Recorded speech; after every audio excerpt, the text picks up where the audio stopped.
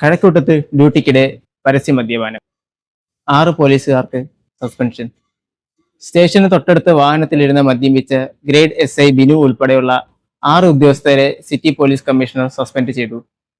Hotel ഉടമയുടെ മകളുടെ വിവാഹ സൽക്കാരത്തിന് പോകുന്നതിന് മുന്നോടിയായിട്ടായിരുന്നു ഈ മദ്യപാന സദസ്സ്. മദ്യപിച്ച ശേഷം ഇവർ തിരികെ ഡ്യൂട്ടിയിൽ പ്രവേശിച്ചതായും ദൃശ്യങ്ങൾ വ്യക്തമാക്കുന്നു. മദ്യപിച്ച് വാഹനമോടിച്ച SIക്കെതിരെ പ്രത്യേക കേസും രജിസ്റ്റർ ചെയ്തിട്ടുണ്ട്. വിജയ് ചിത്രം ജനനായകന് US സർട്ടിഫിക്കറ്റ് നൽകണമെന്ന് സിംഗിൾ ബെഞ്ച് ഉത്തരവ് മദ്രാസ് ഹൈക്കോടതി ഡിവിഷൻ ബെഞ്ച് റദ്ദാക്കി.